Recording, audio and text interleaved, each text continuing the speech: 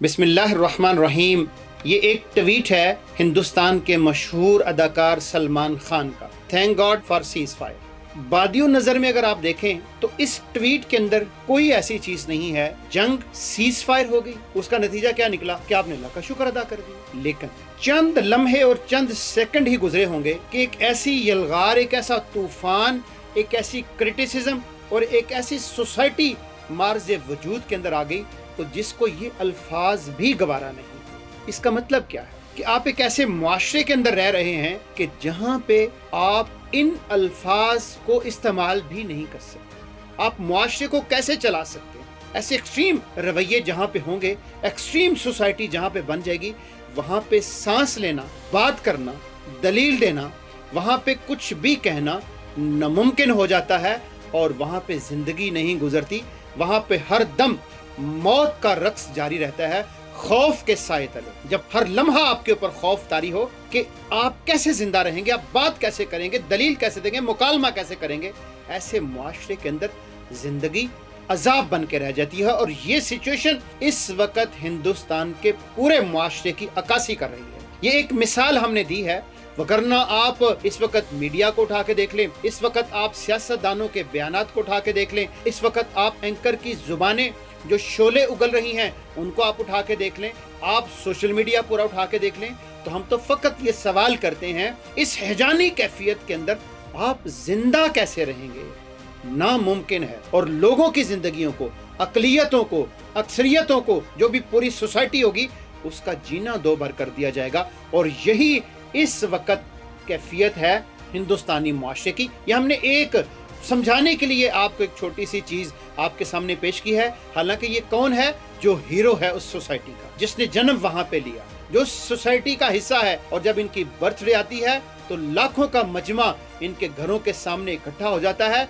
लेकिन ये अल्फाज गवारा नहीं है, ये चीज बर्दाश्त नहीं है, तहम्मुल नहीं है, सब्र नहीं। उसका नतीजा क्या निकलेगा? उसका नतीजा निकलेगा कि एक ऐसी सोसाइटी जन्म लेगी कि जहां पे सांस लेना, जिंदा रहना मुश्किल तरीन कर दिया जाएगा। और यही ओरिजिनल पिक्चर है इस वक्त उस सोसाइटी की जो हमने आपके सामने पेश की है। लिहाजा हम इस मौके के ऊपर बड़े तहम्मुल के साथ, बुर्दबारी के साथ और दर्द दिल के साथ ये गुजारिश करना चाहते हैं कि देखिए ठीक मुआशरों को कैसे किया जाता है जिसके अंदर बात करने की आज़ादी होती है।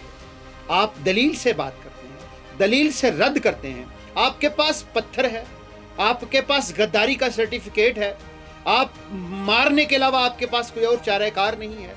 आप लाठियां लेके निकल आते हैं, आप शहीद कर देते हैं हर चीज, मस्जिद से लेकर, मंदिर से लेकर, इंसानों से लेकर जानवरों तक।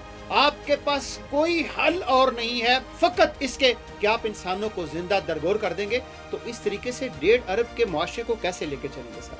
नामुमकिन है। लिहाजा वो लोग जो सोचने समझने वाले हैं, वो लोग जो फिक्री इदराक रखते हैं, जो रियलाइज करते हैं ऐसे मौक़ों के ऊपर, हम उन तमाम लोगों से गुजारिश करना चाहते हैं कि अपनी सोसाइटी के ताने बाने जो आपके बिखर रहे हैं इनका इदराक कीजिए। इस रवैये के साथ तो जिंदा नहीं रहा जा सकता, रवैयों को चेंज कीजिए, इदराक कीजिए। दुनिया बदल रही है, लिहाजा इन पैमानों का, इस बदलती हुई दुनिया का, इस चेंज होती हुई दुनिया का इदराक कीजिए।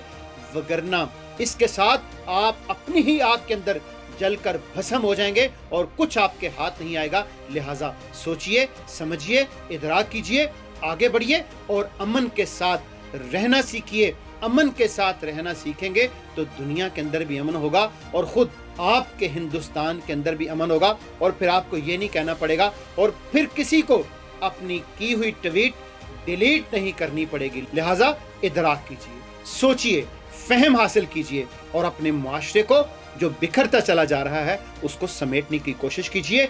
और इस जंग के नतीजे के अंदर जो सबक आपको मिला है उस सबक को भूलिएगा नहीं।